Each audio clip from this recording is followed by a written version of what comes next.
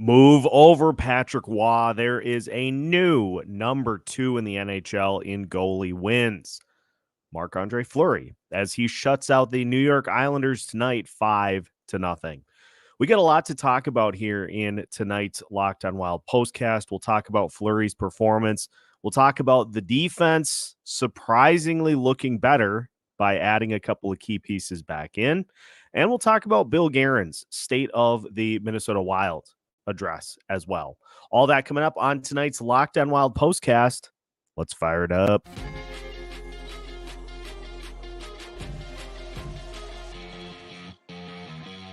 You are Locked On Wild Postcast, part of Locked On Minnesota on the Locked On Podcast Network. Your team every day.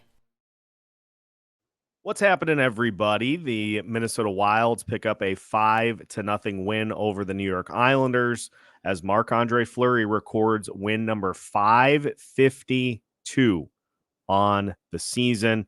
A fun atmosphere, to say the least, for the Minnesota Wild in this one here tonight.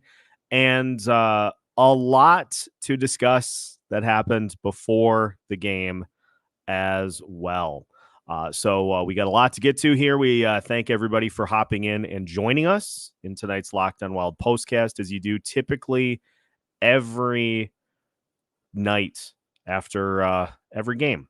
Tonight's Locked On Wild postcast is brought to you by FanDuel. Make every moment more. Right now, new customers get $150 in bonus bets guaranteed when you place a $5 bet. Visit FanDuel.com/lockedon to get started.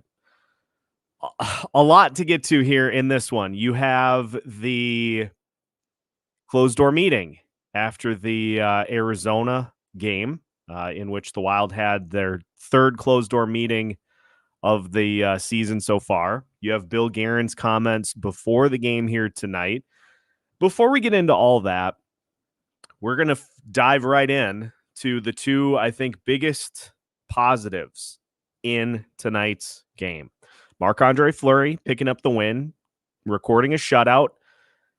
But I think we saw something that is important to keep in mind for both Marc-Andre Fleury and Filip Gustavsson. Is it if your defense is able to play functionally all three pairings, that makes a big difference. And we finally got it. We finally got it after all the time that we have been asking. We finally got the game in which Alex Goligoski and John Merrill did not suit up in this game. Damon Hunt played. Damon Hunt played on the power play. He played, I thought, really, really good. I thought he played very well. He needs to play the rest of the season. He needs to play the rest of the year. Like, that's a non-starter for me. That's a non-negotiable thing. That's even with the Wilds saying that they are still pushing for a postseason spot, you can't, after seeing what Damon Hunt did in this game tonight, you can't make an argument for me as to why you get 33 or 4 back in the lineup ahead of him. He is completely 100% a functional NHL defenseman. Even more than functional, because again, we see with the young players, we see the jump, we see the juice, the jump and the juice. We see that with these young defensemen and these young players into this lineup. It's so desperately needed to just inject a little bit of enthusiasm into this mix. And so for me, the rest of the season, it is non-negotiable. Damon Hunt needs to play. Damon Hunt needs to be given the opportunity to play. If you were worried about, and I'm talking to mostly the coaching staff, if you were worried about who is going to handle power play number 2, guess what? Damon Hunt did just fine in that role. So Brock Faber, Damon Hunt, those are your 2 power play quarterbacks the rest of the season. That is just the way that it has to be. And that falls again under our wide-ranging umbrella of the greater good. Getting Damon Hunt an opportunity because he could be, if they give him the opportunity, he could be somebody that slots into the lineup on a regular basis next year, which would be huge for this team. So we need to see what we got with him the rest of the way. Let's talk about Marc-Andre Fleury, because I was very relieved that the Wild were able to get this for him and get him that 552nd win, because anytime you have a milestone that you are trying to get for a particular player, that's something that can kind of weigh on you a little bit. And so the fact that they were able to do it at home, the fact that it was a shutout, just absolutely sweetens what is something that I honestly have been really looking forward to amongst the Marc-Andre Fleury moments that we've seen with this team. I was really looking forward to seeing him be able to move into second place in a Minnesota Wild uniform, because, you know, I've talked about this as his career has gone on. It's just such a treat to have a guy like that who is not only still getting it done on the ice in his 20th season in the NHL, but just such a character off the ice, such a character in the locker room. The ultimate prankster just has become, I think, a vital piece for this team from a vibes and camaraderie standpoint. And so the fact that he is still productive at this point in his career and gets a standing ovation from the crowd, gets mobbed by his teammates after the game, not bad for a 50-year-old, to say the least. Wink, wink, nudge, nudge. Brandon Duhaime, not bad for a 50-year-old. And so I was just glad to see it, that Fleury got it here tonight. But I was also really glad to see the team be able to just beat the tar off of an opponent. Let's consider this too, because I know the operating procedure after a game like this, because we heard it in the broadcast. The operating procedure after a game like this is to say, we're back. Get back on the bus. We are right back into push for the postseason. Everything's fixed. Let's just take a bit of a hesitation on that, because the two games that the Wilds played against the Islanders this year were some of the best that they've played this season. And so sometimes, I mean, we've seen it in the past. Let's just use the St. Louis Blues, for example, 2 seasons ago.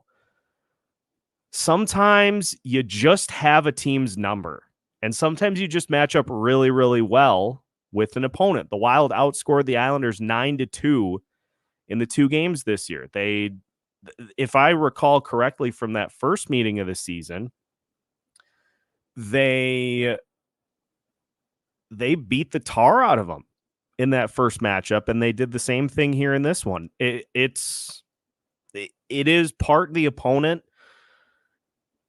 but if you're going to get yourself back into postseason mode, if you're going to get back into that mix, you have to do this more consistently, for one, and you have to do this against the teams that are above you. And the Wild have consistently not been able to do that against the teams that they're chasing. They just have not been consistently able to beat those guys. So if you want to get back into the mix, if you're still pushing, you gotta hit some people in the mouth that you are trailing in the postseason picture. So we'll talk about all that. I do want to get to a couple of comments here before we hit the pause, because as Denny notes, this caught me off guard considerably here in this one today. As Denny notes in the comments, Jonas Brodin coming back today was big for this team. I didn't see anything about it until I got a notification that Russo had tweeted that Brodin was being activated off of long-term injured reserve. And, you know, if you want to look at which of the two defensemen that were out play a bigger role in this team's mix, it's Jonas Brodin by a mile. Like, between Brodin and Spurgeon, it's Jonas Brodin by a mile.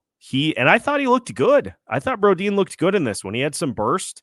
He was helping push, because that was a key theme for this team throughout the course of the night tonight, was continuing to push offensively. They didn't have any of those instances in which they kind of sat back on their heels and they allowed the Islanders to get some life, maybe pick up a goal, and to just be able to take the game into their hands. The push was there consistently, which is what led to the win here tonight. But, you know, the big story non-Fleury is this has to be your sixth defenseman that play for the foreseeable future. And I know if Jared Spurgeon is able to come back, although I got to be honest with that too, folks, the fact that there is such uncertainty as to Jared Spurgeon's status, it may be that he's not able to come back, in which case this is your sixth defenseman that play on a nightly basis. If you put anybody else in, 33 and 4 in particular, if you put those guys back into the lineup, you're giving away a game that you cannot afford to lose. So this has to be your group of six that play. Damon Hunt is your second power play quarterback. Brock Faber is your top power play quarterback. Give those guys all of the opportunities to get further comfortable in those spots, because hot diggity dog, I will not be upset if I never see another defenseman quarterback those power play units than those two the rest of the season. There has been some lifeless power play with other guys manning that spot. And it's the vision on the ice, but also it's just the way that Faber and Hunt are able to just glide along that blue line and not be afraid to step in and make plays too. They command that blue line as power play quarterbacks. And so Fabes is your number one. Again, this is a non-starter. This is non-negotiable for me. Faber is your number one power play guy the rest of the season. And Damon Hunt is your number two power play quarterback the rest of the season. Non-negotiable, or you're going to see me throw a fit in these types of situations if those conditions are not met. So all in all, a fun night. We'll talk about some Fleury stories. In fact, what I would like to do before we hit the break, leave in the comments your favorite Marc-Andre Fleury moments since he became a member of the Minnesota Wild, because I want to go through and do some fun vibing on the Fleury department. And this will carry over into an episode probably for tomorrow of just funny Marc-Andre Fleury moments that we have enjoyed since he came here, because he deserves to be a huge part of the story with how he's played this year and the fact that he now sits in second place by himself in wins in the NHL. So that's the homework for during the commercial break. Leave your favorite Fleury moments, and we'll go through all of them here for tonight's postcast. We are just getting started. It's freezing outside, but I am sitting here just ready to vibe out.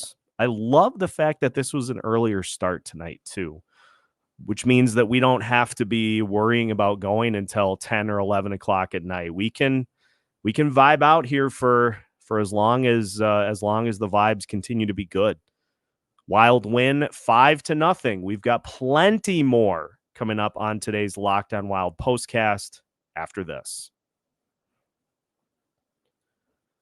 Tonight's Locked On Wild postcast is brought to you by FanDuel, official partner of the NFL. Folks, the NFL postseason is underway, and there is still time for you to get in on the action with FanDuel, America's #1 sportsbook. Right now, new customers get $150 in bonus bets guaranteed when you place a $5 bet. That's $150 in bonus bets, win or lose.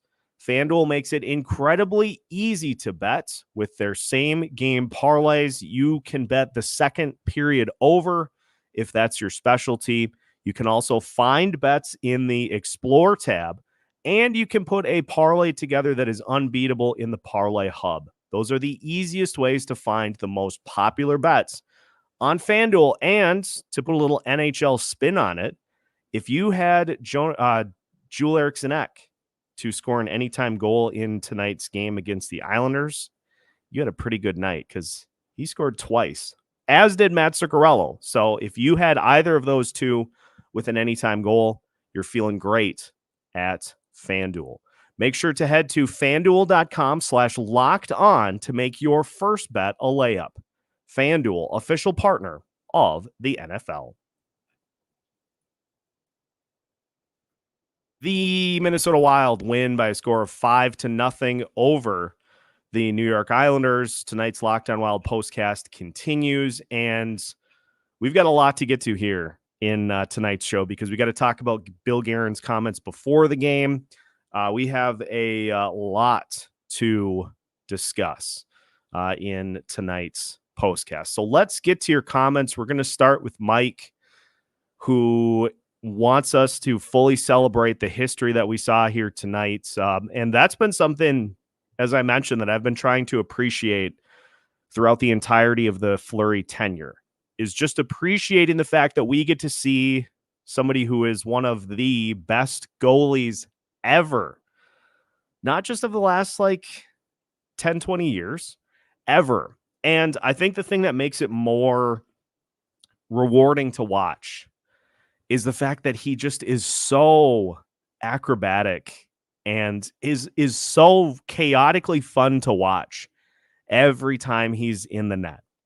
And tonight, he didn't have as many of those trademark Fleury saves because he really didn't need to, because as Cal Clutterbuck, and God bless Cal Clutterbuck, I tweeted out tonight, I keep forgetting that he is still in the league, but man, what a nice career Clutterbuck has carved out for himself in the NHL. Still playing today, obviously was a member of the Wild, then was traded. That dude just is still continuing to get it done 17 years into his career. Jesse Pierce had an amazing quote from him after the game. He said, and I quote, "We were effing bad tonight." He's not wrong.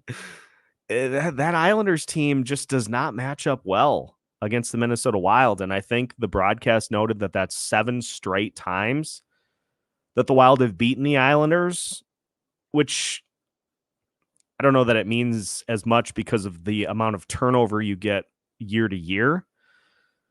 But especially this year, it's saying something that as roller coastery as the Wild have been, that 2 of their best games of the season have come against the New York Islanders. Clutterbuck's not wrong. But again, all about Fleury here in this one tonight. 552. Honestly, it's not going to surprise me if he passes Martin. No, he as he said after the game himself, he's going to probably need another 15 years to be able to pass, get to the top of the list. So that's not in the cards, but hey, number 2 all time is nothing to be ashamed of. And that's something that he's probably going to have for the rest of his life. And the NHL will have him in that, depending on, now it's hard because we see teams now go so much more tandem. There aren't as many teams in the NHL right now that have a legitimate number 1 guy, and that's it. So it could be that Fleury stays as long as the NHL continues to operate. It could be that he stays in the top 2, that nobody's going to come close to being able to to catch that mark. I think it speaks to the longevity. I think it speaks to how much they're just were bulldog goalies that just started every game. And those are elements that we just don't have these days, which makes it, I think, even more impressive that Fleury is still in his 20th season in the NHL, still looking just as every bit as he did when he first came into the league. He's still making all the acrobatic plays. He's coming up with huge wins and doesn't look like a guy that is running on fumes at this point in his career. So plenty more Fleury talk coming up. Again, if you, I'll get to the comments as I kind of scroll through them. But if you have a favorite Fleury moment, leave it in the chat, and we will get to it here before the night is over.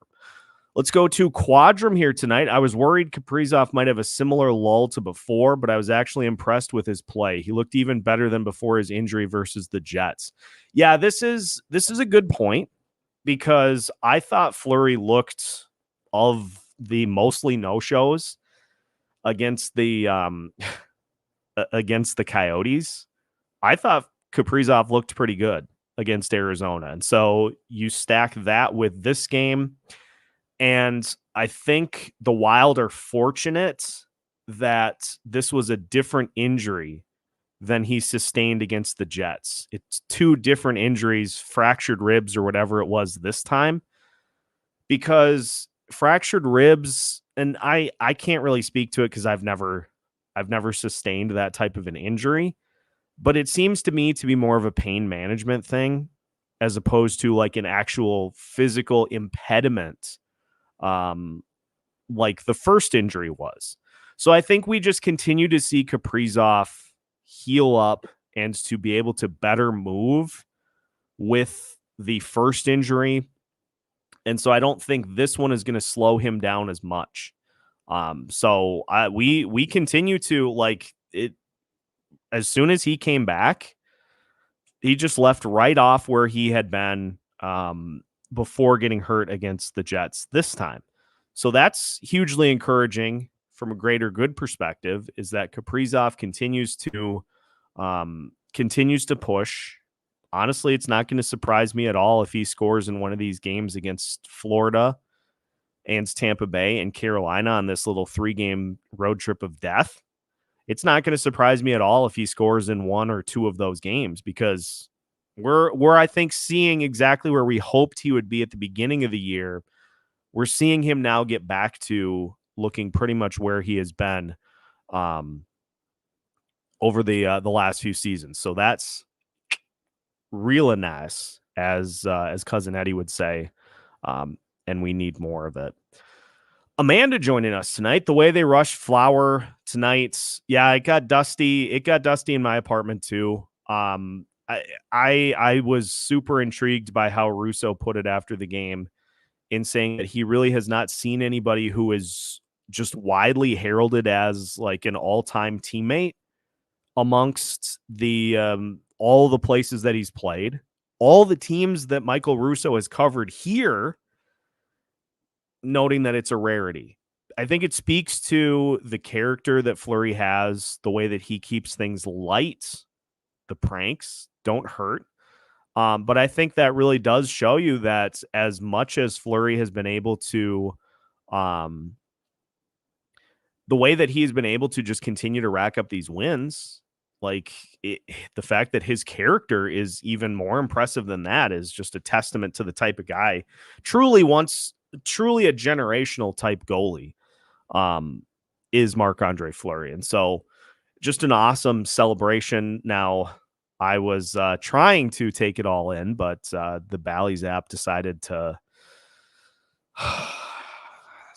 not do its thing. So I was able to find everything though, and some of you listeners were kind enough to point me in the right direction on Twitter too, to be able to see all the celebration too. So I appreciate that tremendously, because there's nothing more frustrating, and that's why we wait often to do these postcasts, is to be able to see all that stuff and to be able to react to it here, and then to not be able to get access to it was just not great. Dougie joining us tonight. 2 reasons for the better performance. We're sitting in the You're not wrong. You're not wrong. And that's why I was floored by the fact that in his Sunday sermons bit yesterday, Michael Russo talked about how, like, you're playing 2 guys on the back ends defensively that probably shouldn't be on NHL rosters. And so we shouldn't be surprised in the slightest that the D-core looked noticeably better tonight, because you no longer have any players that are just major liabilities on defense. And so let's just look at the separation of minutes here in this one tonight, because it was way more evenly spread, although I think you still can dig in even a little bit more than what we saw. Brock Faber led with 25 minutes, 50 seconds of total ice time. Now, 6 of that was on the power play, and then he played 4 minutes on the penalty kill. So even strength. Look at this distribution of even strength ice time tonight. Zach Bogosian actually led in even strength ice time tonight with 16 minutes, 9 seconds. Then you had Jonas Brodin at 15:54, Faber at 15:52, Middleton at 15:32.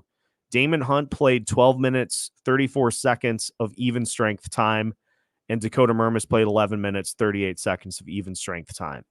Now, the big separators are, again, on the power play, where it was Faber with 6 minutes and Damon Hunt with 2 minutes, which is exactly how that should be. And then on the penalty kill, you had Bogosian with 4 minutes, 16 seconds, Brodin with 4 minutes, 12 seconds, Faber with 3:52, and Middleton with 3:46. Honestly, that distribution is that is fine with me. I know we just spent today's episode talking about how Brock Faber has started to maybe hit the wall a little bit. But I think the fact that you've got Brodin back now, and you have a top 4 that you are comfortable leaning on, but also a third pairing that isn't just a hand grenade out there. Now we can start to see those minute totals come down a little bit. And it's always going to be dependent, too, with Faber as your top power play guy. It's going to be dependent, too, on how many times you go to the man advantage. The Wild had plenty of them tonight, and so you're going to obviously have more minutes in those situations. So even strength D spreading, I thought was just fine tonight. And that is something that can be used to try to not get anybody exhausted on the ice as we go. Nathan joining us. Looked great tonight, makes the last few weeks even more frustrating. See, this is as we get into Bill Guerin's comments, because I'm just going to read you, and I should fully put out as a disclaimer too. You're not going to get a team to publicly say it's just not working. As much as we would like that to be admitted, that's not a business decision that makes sense. Your ultimate goal is to fill the seats.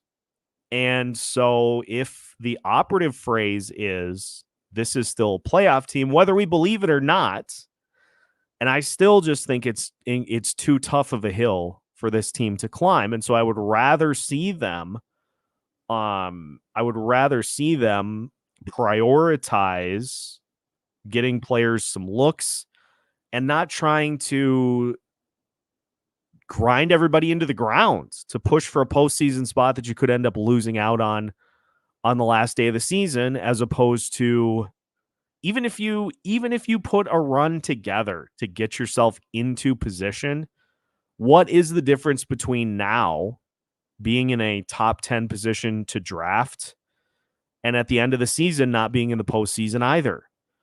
The difference in between is that you have players more aggressively push through injuries or try to rush players back. And so you can you can use it as an opportunity to just try to get players fully healthy while also losing games down the stretch to further cement your position. Now, greater good, tankathon. The Buffalo Sabres won tonight.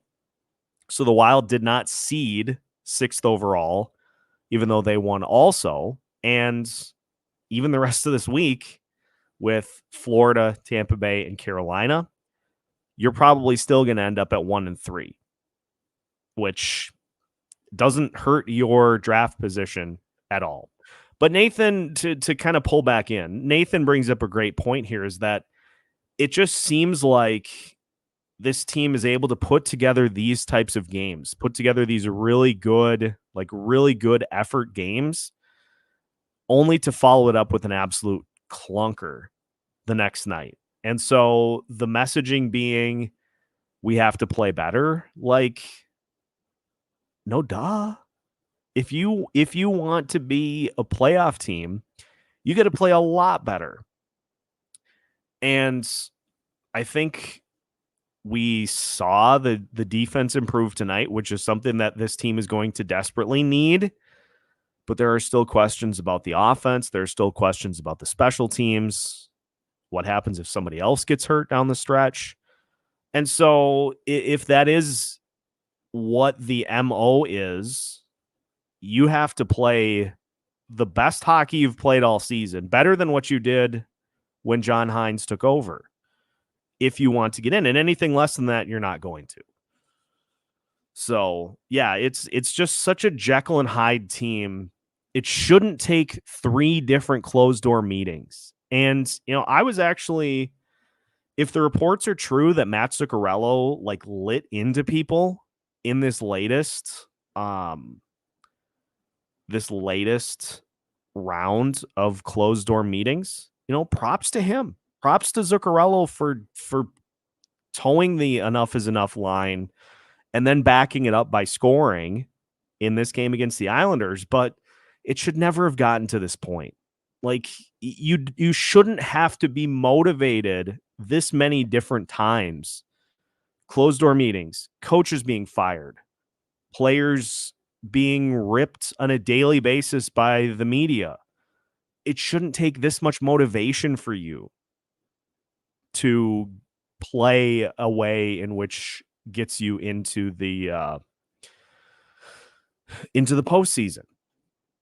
So the fact that it has, and the fact that this team really legitimately hasn't beaten teams above them in the picture, just is another reason why I just continue to hold firm to the fact that I don't think this is a postseason year, which is why it's more prudent that they reassess, reevaluate going forward, get Damon Hunt opportunities to see what he's got, because you're probably going to need him with the fact that we just haven't really heard a ton from Carson Lambos or from Ryan O'Rourke. What the logical step would be to let Damon Hunt get the rest of this season, plug him into one of those third pairing spots next year. And then if you suffer injuries during the season, then you can go to a Lambos or an O'Rourke to be injury fill-in players to get them some gradual experience. Am I crazy here? Is that plan making sense? It makes sense in my head, but why we have continued to this point to see 33-4, just crack eggs open on the ice and push them into their own ends. I'm so done with it. I'm so done with it. I can't even talk. As Charlie noting, big ups to the Bally's app for disaster class performance down the stretch tonight. But hey, we found what we needed to find. I was able to watch Fleury take a bow at center ice, courtesy of Judd Zulgad on Twitter. And so yeah, we made do like we typically do. This is an all-timer. Bob Frosty the Slow Man was in the press box tonight with Pylon John.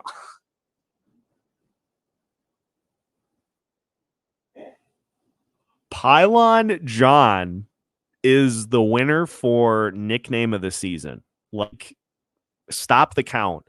Pylon John is the winner. I would have previously said Carcass Johansson, but Pylon John is the hands down winner for nicknames for this season. So that's somebody put that on a banner and hang it up at the X to fill some space up there. It's kind of, there aren't a ton of banners other than Koivu's jersey and the number 1 or the number 18,001 for the fans. As John notes, we did see some line tweaks tonight too. The first line looking quick. Meeting meant nothing. The D was the difference. Yeah, at the end of the day, just getting a full competent 3 pairs on D, that makes all the difference, because you're not having to worry about playing halfway back, because you're worried that if you turn the puck over, that somebody's going to get just walked by on that back end. And so the offense can push more because they can be confident that if something happens, the defenders behind them are going to be able to take care of things without just deer and headlightsing it or turning it over to the opponent or just getting olayed in front of the ice. There have been no shortage of moments for Pylon John and number 33 as well. So let's continue through the comments here tonight. Yeah, as Denny notes, Denny joining us again tonight.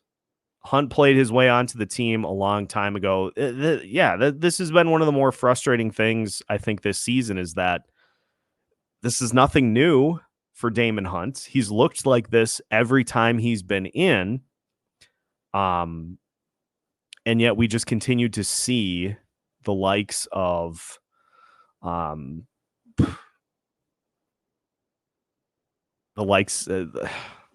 it's breaking my brain. But yes, non-negotiable now. Damon Hunt in. End of story. End of story.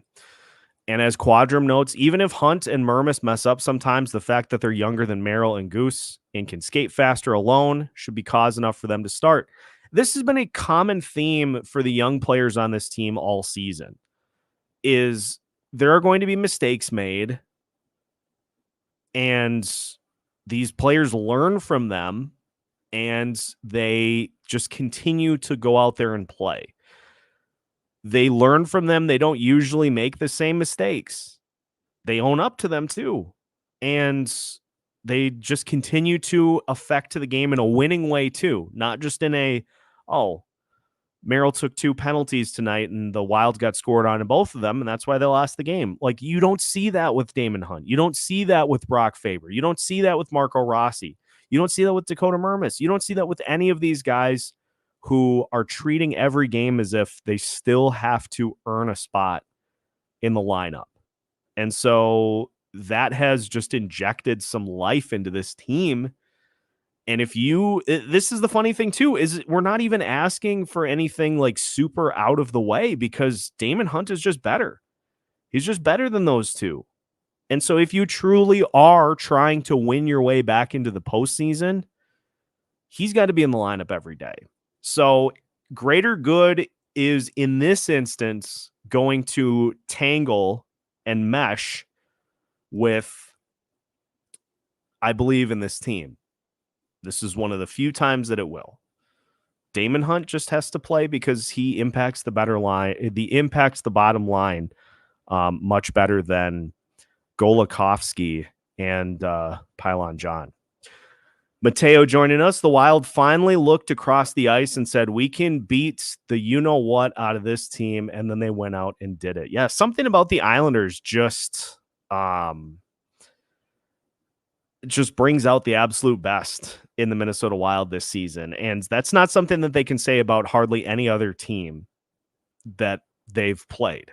And so props to the Islanders for being the scapegoat this season to be able to put us in probably of the top 5 wins this season. Honestly, okay, so that's an interesting question. Top 5 wins of the season. I think you have to the overtime win against Boston is probably number 1 on the list. In terms of how they've played, the Islanders games have to be in that mix. Probably the other Boston win is in that mix too. And maybe the shootout win against the Rangers are just 5 that come up right off the top of my head. Hey, that'd be a great idea for an episode. Don't mind if I do. I'll try to come up with a more coherent list, but 9-2, the Wild outscored the Islanders in 2 games this year. And penalty kill looked functional. The power play looked functional and effective. The offense just continued to push. If they could just find a way to do that against everybody else, that's where you start to make your move. Quadrum. Anyone else surprised by how well Flower is playing, though? I'd say he's playing better than last year, and I wouldn't be surprised if he wants to play another year. Honestly, if he wants to, as Mike notes in the next comment immediately, and Keith also, if Fleury wants to play after this season, his skills have not slowed down to the point that he can't.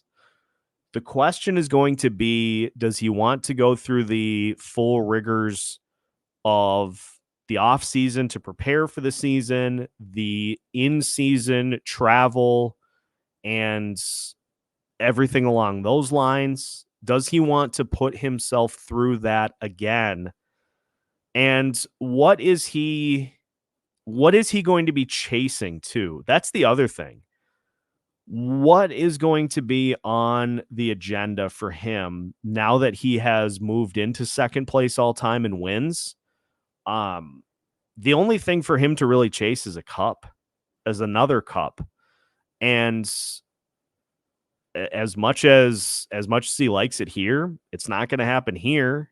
The Pittsburgh Penguins, who, if we look at where they're at in the standings, and I know the last time I checked, they're not doing particularly hot. They've been playing better. They're at even 500, 21-15-6, or as most people refer to it as 21-21. They're at 500. Those honestly would be like any of the teams that he has formerly played for. Vegas doesn't really need it. Chicago is not going to be like, they're continuing to try to push themselves forward, but they're not going to be a team that is competing for a postseason spot. It feels at this point like here or Pittsburgh are the 2 teams. And do the Wild want to commit a roster spot to a 39, 40-year-old Marc-Andre Fleury for another season? Now, as I see in some of the comments later on here, you could maybe look at it if you go a particular route in net. As Dougie mentions, extend Flower for another season, trade Gus, and let Wallstedt be mentored by Flower next season. I mean, honestly, I know Judd talked about that on his show with Jesse Pierce last week. It is an idea that I think merits some discussion. There are pros and cons to it, but here's what I'll say on that, and I'll probably try to dive into this a little further. If you believe still that Jesper Wallstedt is going to be the number 1 guy, then he's going to be the one that gets somewhere around 60-65% of the starts. And so do you want to have Philip Gustafsson here for more than a season as the 1A while Wallstedt gets himself ready, because then he's going to likely take that over, and you're paying a backup like $3.5 million, which it's probably money that would be better suited somewhere else. So it's not something that I would completely balk at if the Wild want to go that route, because if you are another team that is looking at this, Gustafsson is a goalie that is under control for the next few seasons at it's not a ton for a starting goalie. 3.5, whatever the actual figure is, 3.5-ish million. It's not crazy. I mean, Jack Campbell's making $4 million and he's in the AHL right now. So it's not a crazy amount of money. He has shown that he's capable of playing well. Although I think last year was probably the absolute top of the line for what he can do. But he's also young too. So there's a lot of appeal there if you are a team that is looking for a starting goalie, and if the Wild believe that Wallstedt is going to be able to be on that same caliber that Gustafsson was last year, it's something that you maybe at least look at some point here between now and the deadline or in the offseason too. I'm gonna have to look into that one a little further before I say yes or no either way. But it's something that I wouldn't just immediately dismiss. It would depend on what the offers were in return. But honestly, if you're a team that is not going to likely make a ton of noise next year too, there are worse things than having a young goaltender get a chance to pick Marc-Andre Fleury's brain every day. So I don't know. That's an intriguing question that certainly bears a full episode coming up, and so I'm going to put that down in my idea board for something to look into here at some point. Bob giving us one of the great Fleury moments from this season. The Duhaime close caper was almost as great as taping Crosby's gear together with shipping tape and stuffing his gloves with sticky tape balls.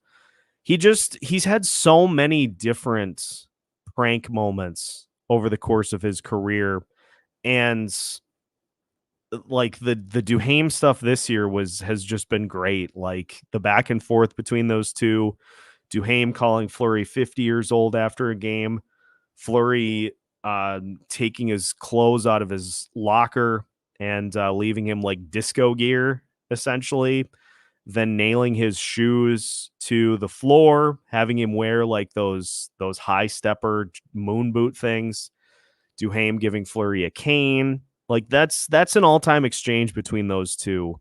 And again, that's just vintage Fleury. And that's stuff that he's been doing all of his career. Bob joining us, as you said, elevating the puck. Yeah, what a novel concept! Elevating the puck into the net and being able to tip it past a goalie and to go high, as opposed to helping him out by just going into his pads. It made a lot of sense for me. Like I'd like to see it more. I'd like to see a lot more than we currently do. But if we do, let's see. Denny, Brodin back is huge. As long as they keep Merrill and Goligoski on the bench, they got a much better chance of winning. And I know the goaltending has been subpar this year, but this right now is the best defense that the Wild have had in front of those guys. And so, again, like I talked about, the fact that the offense now doesn't have to clench when Merrill and Goligoski are out there, like they can more freely push on offense because they know that the defensemen behind them are going to be able to handle things. There aren't going to be just these massive breakdowns.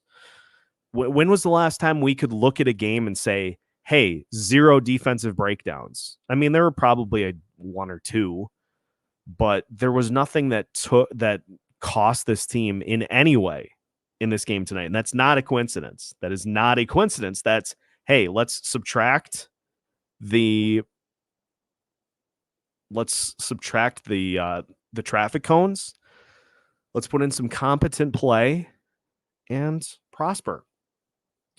As Swerve95 mentions, the Wild beat a pink number 2 emoji team, not the Jets or the Stars. This is why I continue to be of the belief that postseason just isn't in the cards, because it's great that you're beating teams that you should. It's great that you're beating teams in the Eastern Conference, but you haven't done it against the West, and that's where it matters. That's where you have to make your hay and make the mount the comeback. And they have not been able to do that at any point this season. And that's why they're in 7th in the Central. That's why they're in 7th in the Central, and why they're 11-12 at home. Is because they can't beat Western Conference teams consistently. Zach joining us in the comments tonight. Wild pulled out the Uno reverse card after the grossness that was Saturday's game in person. Not great, even for a second. As Zach mentions too, Zucchi taking the initiative from the closed door meeting and immediately scores. Big momentum change for this team following their recent abysmal play. Yeah, and I say it tongue in cheek because we've said it like 6 times. They said it like 6 times this season, where like it starts now. You gotta, like, again, my point, you shouldn't have to do that like 7 times. As Sam notes, I do like that Zuccarello has kind of stepped into that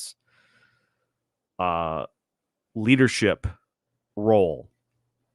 I would be perfectly fine with giving him an A, because I think he has become more so of a leader than some of the other guys that actually are. And again, like, if he really did, as is reported, if he really did step up in that meeting and just lay into people and then backed it up in tonight's game, backed his play up, awesome.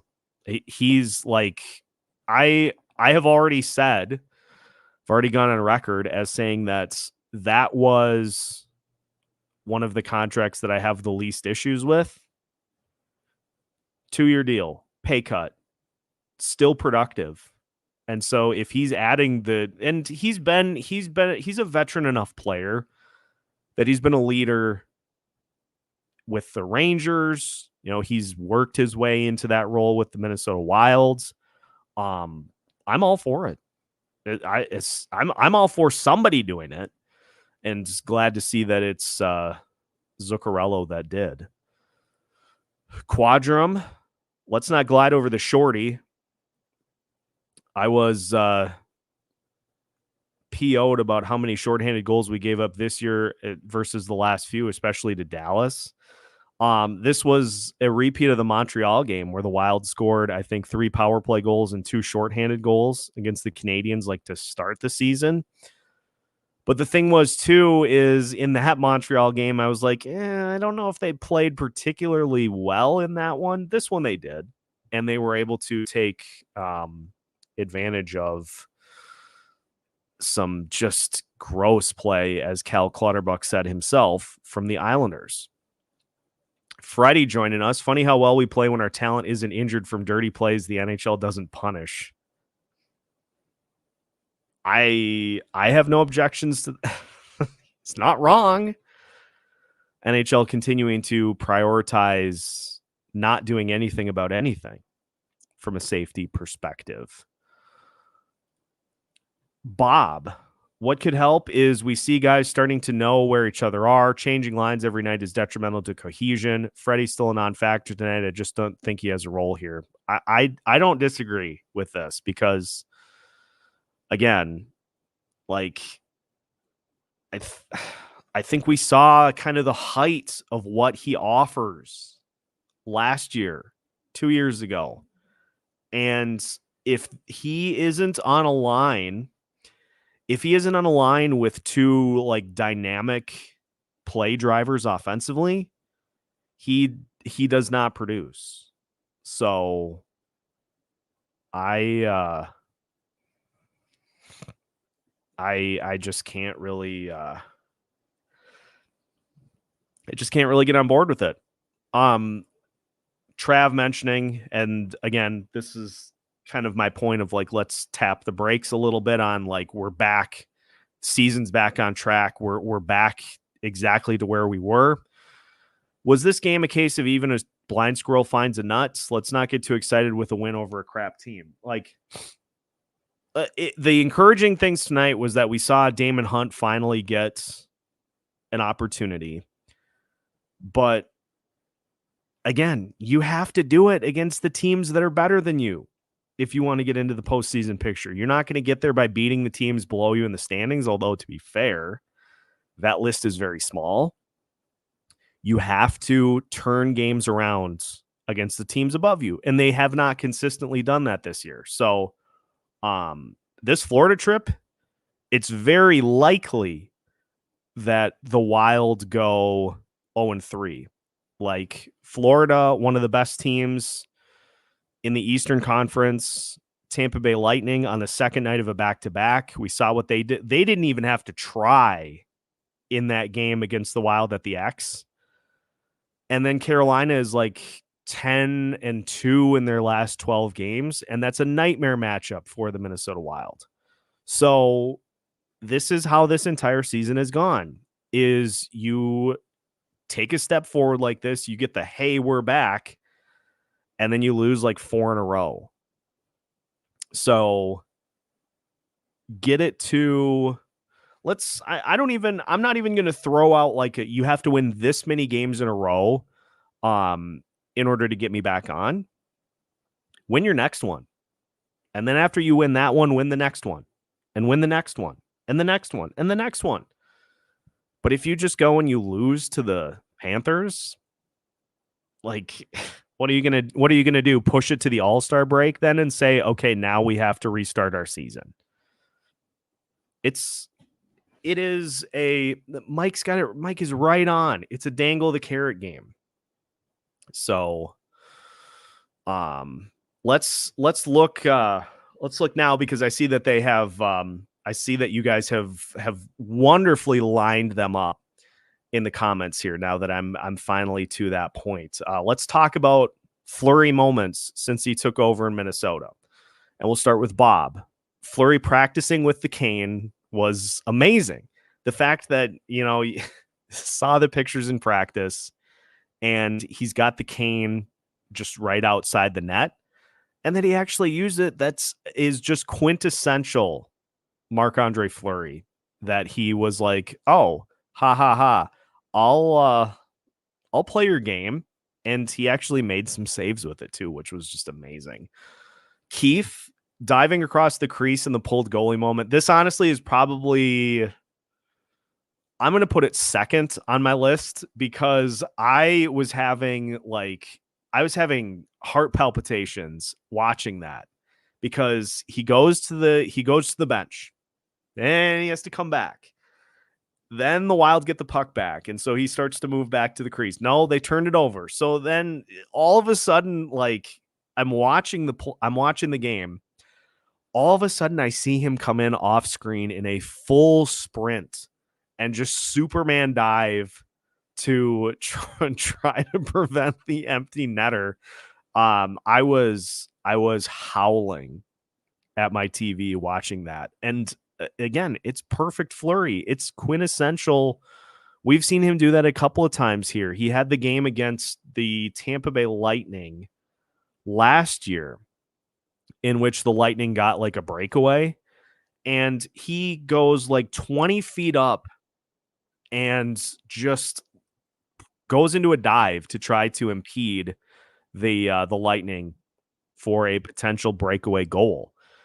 He's not afraid to do anything. And then the other night, he's playing a puck on the right side of the boards against that was against Arizona on Saturday, I think, where he's on the right side of the boards. He gets tangled up with a couple of Arizona players. It's like, what are you doing?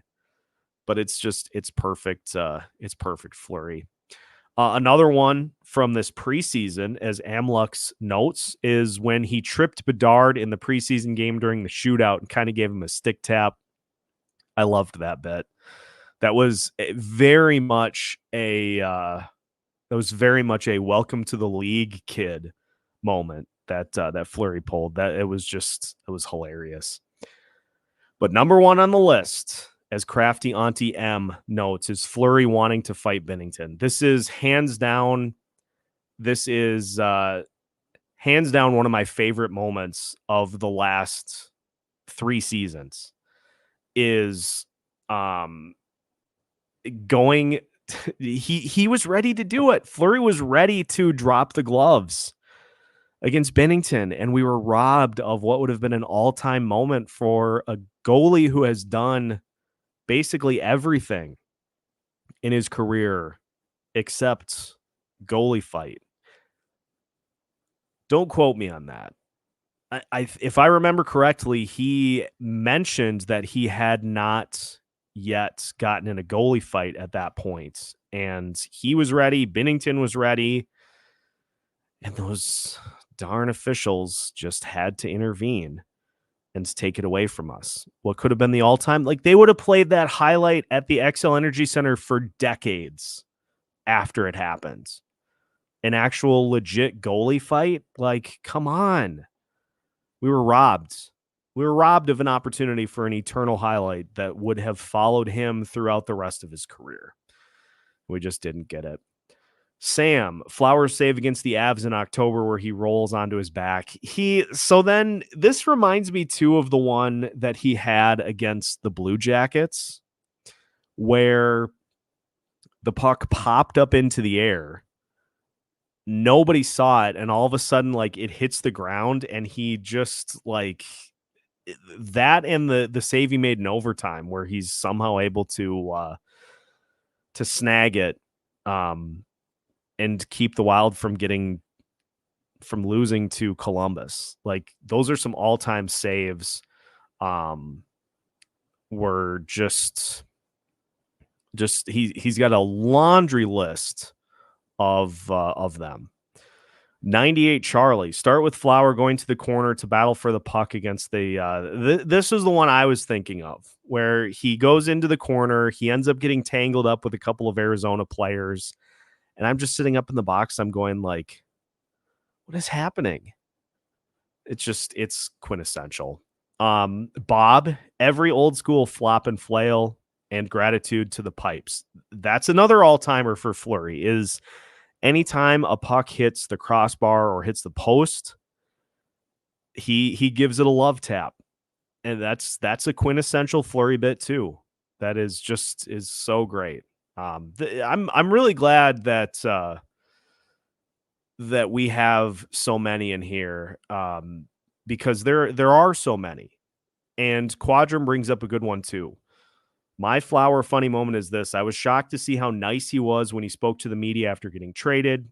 You expect him to be somewhat cocky, but he just exudes humility and Minnesota nice. It really does feel like one of us, even though he isn't originally from the U.S. He's obviously from up north, but he just has the Minnesota persona to him, which is why I think he's been an easy player to gravitate around, and has been just a great piece to this mix since he came here. Like he just has been a fun mix to this group since he came to Minnesota. Ron's moments is the against the Blue Jackets too. Like, I just was a hilarious moment Um, that's going to be hard to top, especially in a season in which things have really been kind of a mess. That's just an all-time moment that we saw.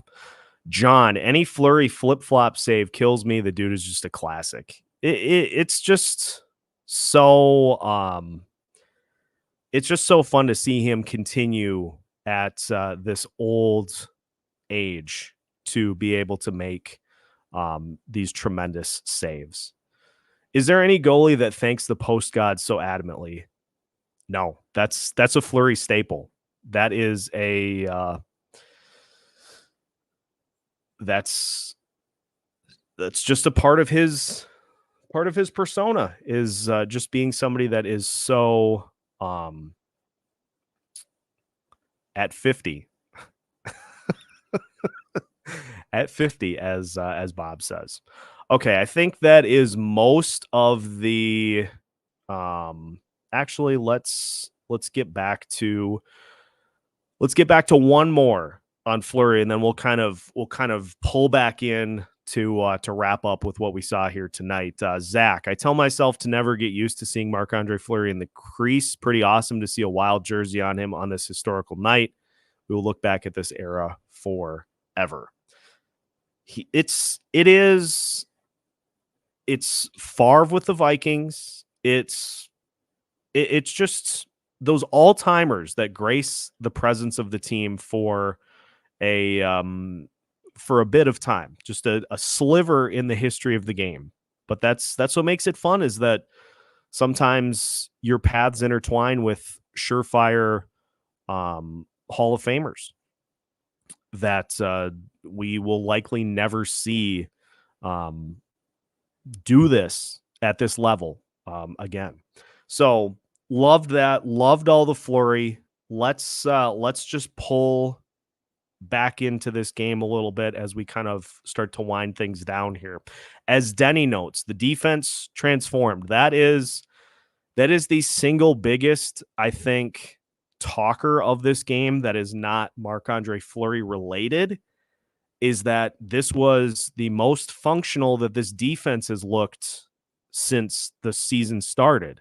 And if you want to look at which of the two defensemen was most missed by this Wild team, it's Jonas Brodin, hands down. Jonas Brodin is the one of the two that adds the most on the ice to this mix. And so it's no coincidence that putting him in the lineup and finally getting rid of the bad eggs led to a defensive performance that was really able to make things easy for Fleury in this one tonight. Dougie also noting, first line appears to be a lot quicker with Rossi on it. Hartman seems to struggle to keep up in a rush situation. I like this. I like this thought because I think you see that push with Rossi being able to push into the zone with Kaprizov and Zuccarello. And, you know, it was interesting too, before all of these injuries, Rossi and Zuccarello developed some pretty good chemistry together, to where you kind of look at those two as being maybe towards the inseparable side. And so you put Kaprizov on that other side, and you've got a guy who is hungry and aggressive in Rossi, and you've got two pretty good playmakers on either side of him in Kaprizov and Zuccarello. That is a mix that if we're not going to see Boldy, Rossi, Kaprizov, I'm perfectly fine with Boldy or with Kaprizov, Zuccarello, and Rossi as that top line. If you're not going to see Boldy on that top line, if you're going to see him continue to try to anchor the second to try to give this team two lines that can score, I am very fine with that mix, because again, I think you just, as was noted, you see the difference between those two, bringing a nice complement to that mix. Mateo, could the Kaprizov thing be as simple as someone finally told him he can play ISO puck even though he is an alternate captain? It could be. I think it truly is that we're just seeing him finally get back to feeling like he can do everything in his arsenal. Like I don't think it's any coincidence that we have seen him really uptick in all of those, skating around the zone, the tight window puck handling that he is so known for. I don't think it's any coincidence that we've seen that uptick since these last 7 or 8 games in which he has really looked himself. The skating is back, which means that the swag and the confidence is back. And so if he can just continue to play like this on a nightly basis, he's going to score more often than he doesn't. And that is going to help this team in their quest to try to get back into the postseason picture. But again, this falls in the greater good too, is getting Kaprizov back on track and looking like himself this season. That's a box checked in the greater good for this team. So if he continues to look the part, if Rossi develops great chemistry with that top line, greater good, check those boxes and prosper. I'm glad Bob brought this up because I kind of had the thought pop into my head when it happened. I was worried about Boldy's second knee-on-knee hit in a week or so. Again, no major, not reviewed, nor was Sam Steele's hit on him for that knee-to-knee too. I was very glad to see Boldy be able to pop up from those two incidents because he's about the only one that hasn't been hurt in this recent run, and they're going to need him to continue to they're going to need him to continue his scoring. And the Bally's mentioned it during the broadcast that he's one of the he's in the top 5 in the NHL in goals over whatever number they picked to try to make it look better. He's in the top 5 in goals over the last however many days. So if he can continue that, and if we can see a little bit less of the kind of, and I don't think this isn't a knock on Matt Boldy by any stretch. He seems like he's a very streaky scorer. But then again, Kevin Fiala was too, where you would have stretches where there wouldn't be many points, and then all of a sudden you get 15 goals in a month or something along those lines. He's very streaky in putting the puck in the net, and you just hope that the stretches in which he's scoring last longer than the stretches in which he isn't. And again, he's 22, and so he's going to continue to develop, continue to learn, and so greater good again for Boldy is a box checked for his development as this season goes along. Yeah, Denny agreeing with the speed that Rossi adds to that mix. It's all about here's a theme, ladies and gentlemen, for what we need to see in the greater good is seeing how players handle spots. Do they rise to take them? Do they show that maybe it's a little bit too far out of their reach? But the fact that we see Rossi play well on the top line, we see Faber just handle every defensive assignment that's thrown his way. We see Damon Hunt be able to step in on the second power play and to play valuable minutes defensively. All of those guys have taken opportunities and seized them. Now, in Damon Hunt's case, I'm going to be red hot on the microphone if he gets into this game, plays as well as he does, and then on Thursday he's right back in the press box. I'm going to probably spit fire out of my mouth at the screen if that happens. Again, it's non-negotiable for me. Respectfully, he is better than the two that were replaced in the lineup. It's not even close to me. And so he needs to continue to play, to continue to further the development the rest of this season. He just has to. That's the only outcome that it can possibly be. And so I hope in John's case, I hope neither Cone returns to the lineup on Thursday, because again, you're probably going to see me spit acid out of my mouth on Thursday if we just see right back to where we were. Sam, does this performance from the D-Corps relax Faber a bit, we think? I think so, because, as I noted, very even spread in 5-on-5 play. Now, obviously, Faber's minutes are going to go up the more this team is on the power play or the penalty kill, and you can live with that.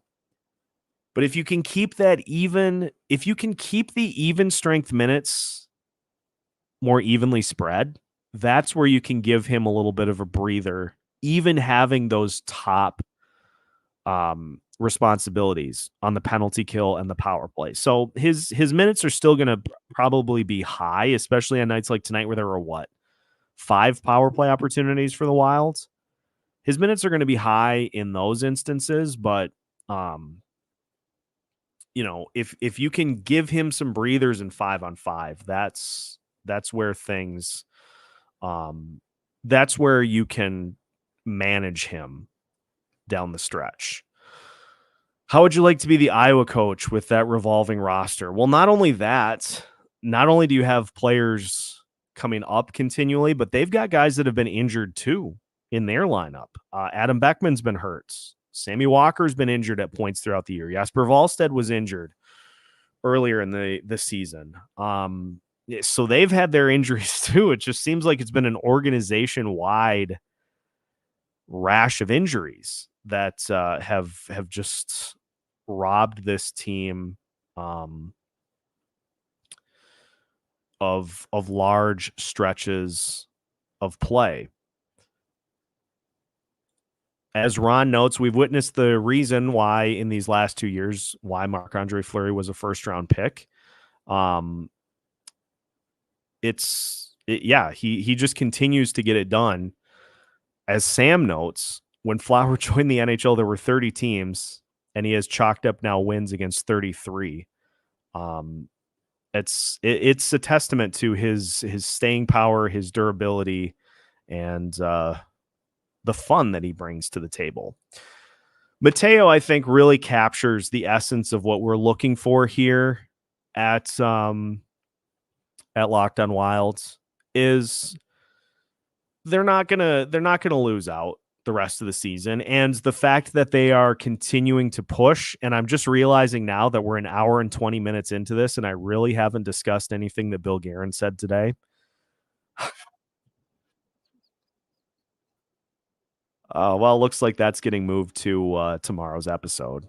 But this is the thing. It's like, just, I don't need to see the absolute lifeless play that this team does far too often.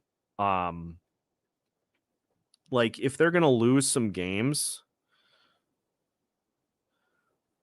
at least be competitive, at least battle. You're going to lose to the teams that are better than you, but you don't need to make it look hideously bad. You don't need to have those Dallas and those Arizona games. Save the embarrassment. Just be competitive is really all we're asking.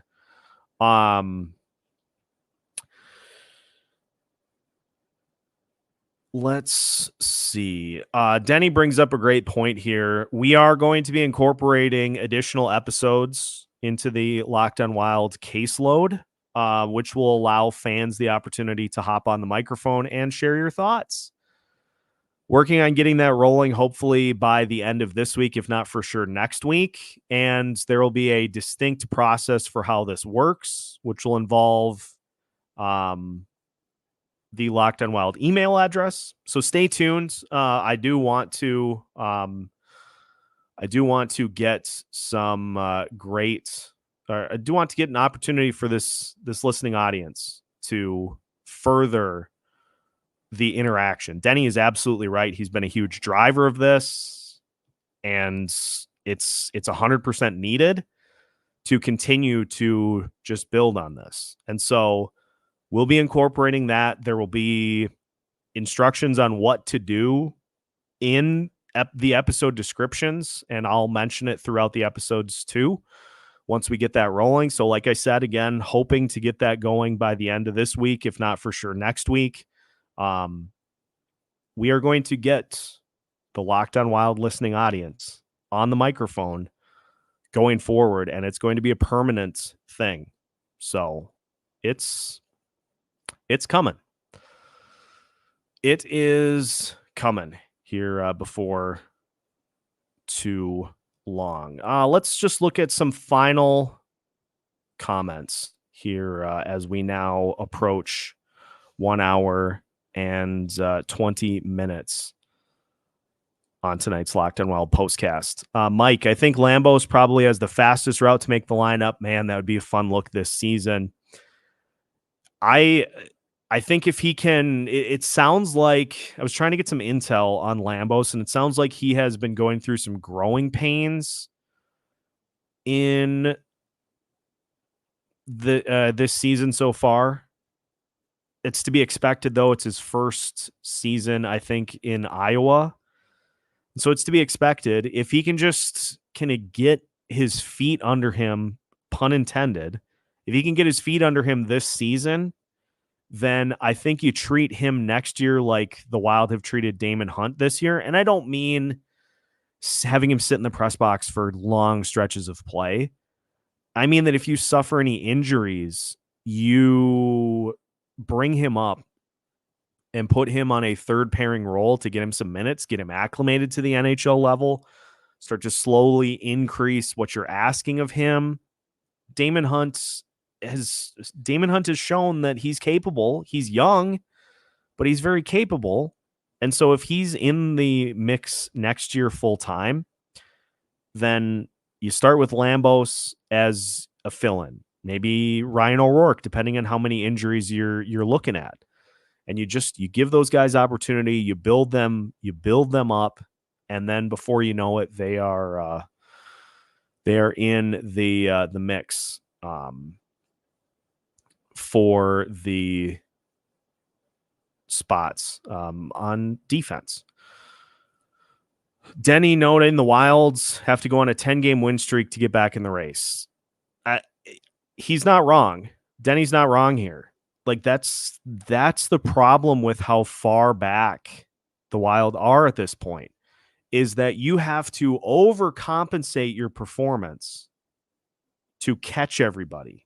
And that assumes that those teams in front of you go on a massive losing streak. And so if that doesn't happen, if you win 10 games in a row, you're probably knocking yourself between 10 and 15 on the draft board. I would much rather they just stay in the top 10. But if the postseason is continuing to be the goal, and Bill Guerin believes that this team is capable of going on a big run, then that's what's going to happen. I would much rather just see the development, but we'll have to wait and see.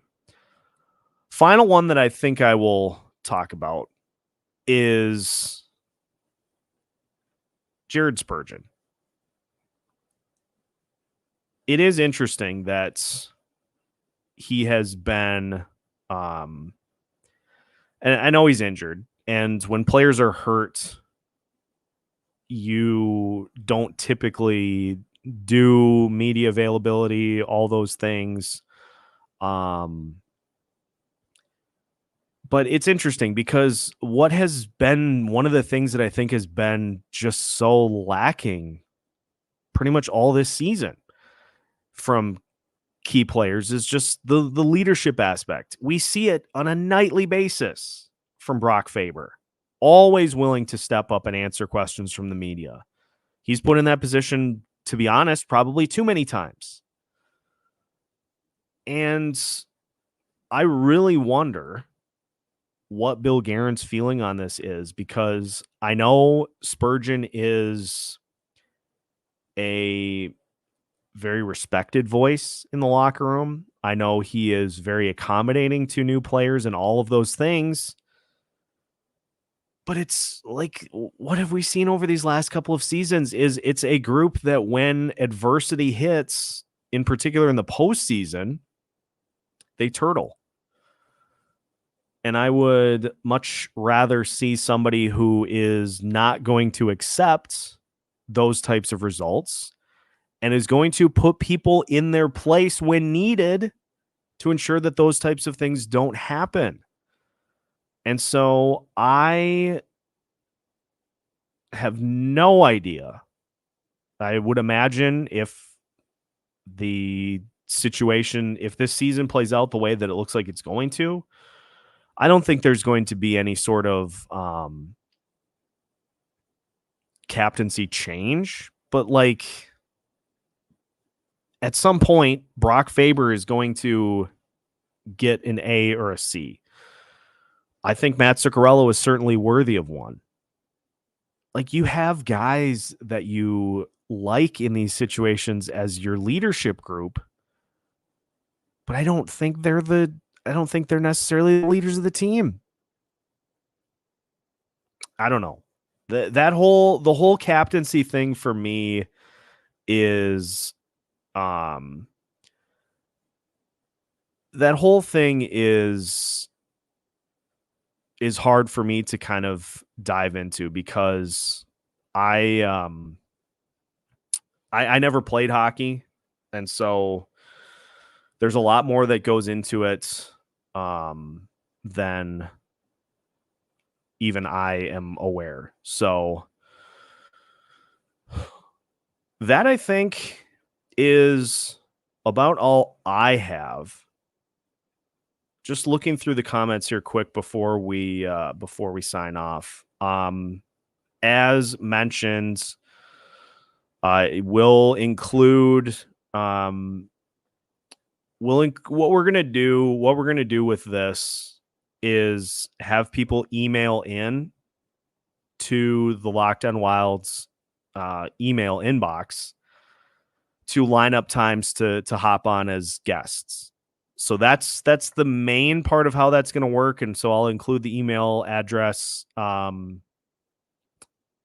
in the description of the episodes, but I want to get kind of a concrete template put together first as to what we're looking for, what we're talking about. There will be some shoot from the hip. So we'll have that in the episode description. Again, I'm hoping by Thursday or Friday, but for sure we'll start it at the latest. We'll start it all next week. And that's going to be a pillar. That'll be a pillar bit of this show going forward, is hearing from listeners. And that's going to be the thing that further elevates this show. That's going to be another piece that nobody else has. And I don't mind collecting. I don't mind collecting things that other shows in this state don't do. I'm very happy to feature those types of things. So I think that's all I've got for tonight. So I think we're going to wrap up. But I mean, look, we're at 90 minutes right now. We're at 90 minutes. We got through a ton of great Marc-Andre Fleury moments. We got through a ton of great discussion about Damon Hunt. We got through a ton of great discussion about the defense, about just all Minnesota Wild related things. And this just furthers the show. So I appreciate everybody hopping in. Before we sign off for tonight, make sure you hit like on tonight's Locked On Wild postcast. Make sure to subscribe to the show if you have not already. And we're just going to keep it rolling. Tough week the rest of the week. And so greater good, again, probably going to be 3 losses to finish things out because Florida, Tampa Bay, and Carolina are all incredibly tough. But as long as we get these signs of life, win some fun games from time to time, and we see some development from guys like Damon Hunt, Rossi Faber, as long as we see development from those young players, that is the greater good. So thanks to everybody who tuned in, all of the regular lineup of guests that make this so much fun to do. We appreciate y'all for hopping in and hanging out. We will be back at it the rest of this week, so make sure to tune in as the Wild will tango with the 2 Florida Titans the rest of this week and then Carolina on Sunday. Make sure to follow Locked On Wild wherever you listen to your podcasts. Also follow us on YouTube. We have new episodes for you every Monday through Friday, furthering the greater good, all part of the Locked On Podcast Network.